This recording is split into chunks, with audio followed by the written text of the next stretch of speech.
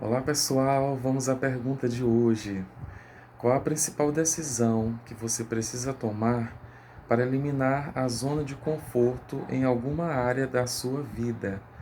Eu falei em um vídeo anterior a respeito do que é zona de conforto.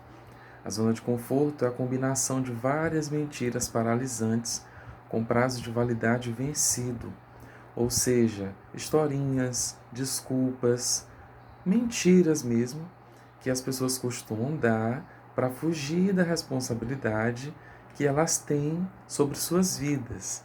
Ou seja, elas fogem da autorresponsabilidade, que é a crença de que sou o único responsável pela vida que eu tenho levado e, portanto, sou o único que posso mudá-la. Eu tenho a responsabilidade de estar à frente da minha vida, de dirigir o carro da minha vida, de estar à frente, em vez de ficar passando a responsabilidade, delegando a outras pessoas. E depois entrando no jogo da culpa. Ou seja, a culpa não é minha, a culpa é do outro. Isso começou lá com Adão e Eva, passou por Abraão e nunca mais parou.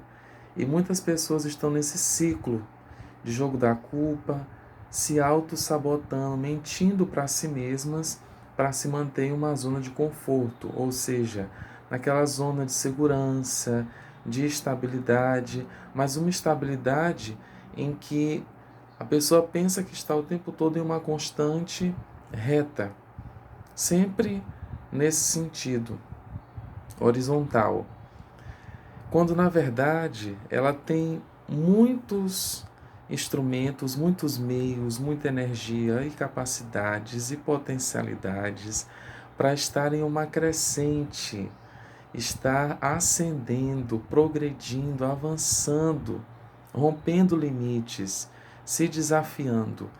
E talvez você esteja em uma situação aonde está tudo bem. Você aparentemente parece até que não tem problemas, mas eu quero encorajar você a definir novos desafios para a sua vida, dentro daquilo que você pode desenvolver. Então, por exemplo, você é um professor, você pode se desafiar a elaborar um planejamento, elaborar um plano de aula que seja desafiador para você e que você acredite que vá causar um impacto positivo, trazer resultados a você e aos seus alunos, resultados positivos. Aquilo vai inovar a sua prática, a sua concepção metodológica a respeito de como apresentar o conteúdo aos alunos.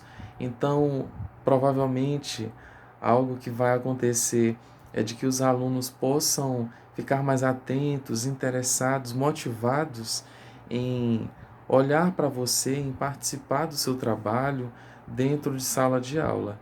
Isso desperte o interesse neles de aprender.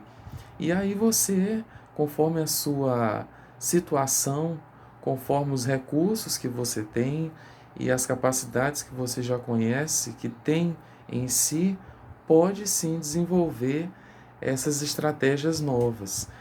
Ou talvez você esteja nessa zona de conforto, e aí eu me refiro não só, no caso, ao professor, mas você, no sentido geral. Talvez você esteja nessa zona porque você se conhece muito pouco.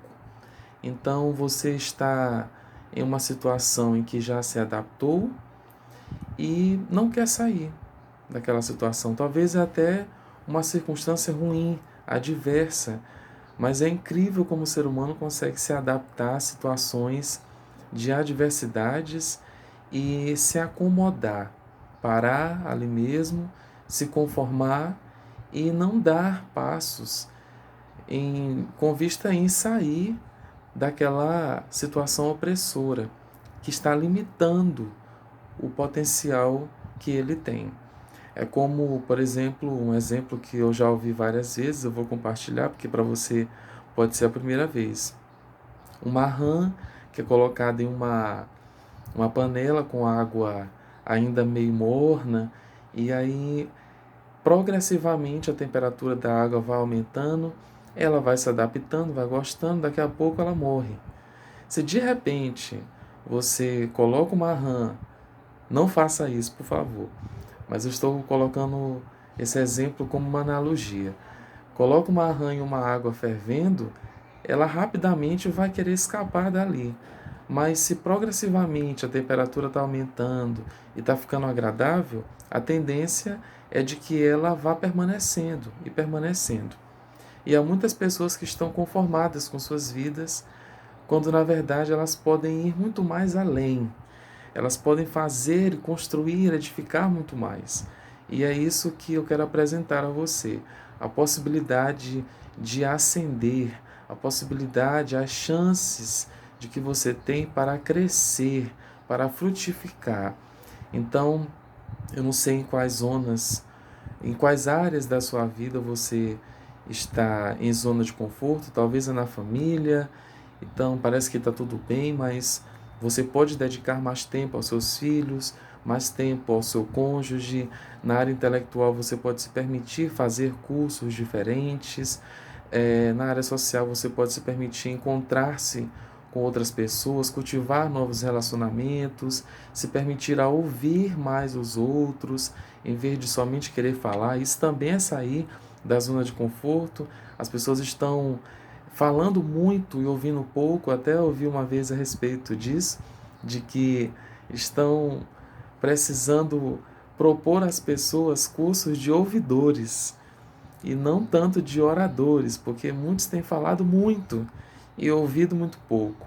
Então, talvez seja isso, você sair do lugar em que só fala para ouvir, ter uma escuta ativa. Talvez seja o tempo que você passa na televisão, diante das redes sociais, que você pode fazer uma atividade física e ganhar muito mais em saúde, até mesmo relacional, se você se permitir encontrar com outras pessoas no caminho e saber como é que elas estão, o que que elas gostam de fazer, enfim, ser uma pessoa agradável, mais tranquila, mais sociável, entre outros benefícios, múltiplos benefícios que você pode ter e proporcionar a outros somente pelo fato de você sair do lugar que está limitando a sua visão, sair do lugar de comodidade e de acomodação. Eu quero encorajar você a isso e lembrei agora de uma passagem que Deus direciona a Abraão: sai da tua terra e da tua parentela e vá para uma terra que eu te mostrarei.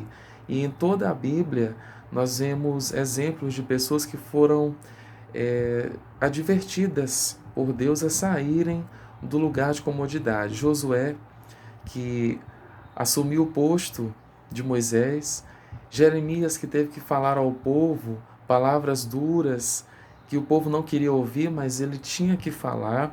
Então Deus o advertiu para que ele fosse falar, porque Deus era com ele e era só isso que ele precisava, da presença de Deus. Entre outras pessoas, Jesus mesmo.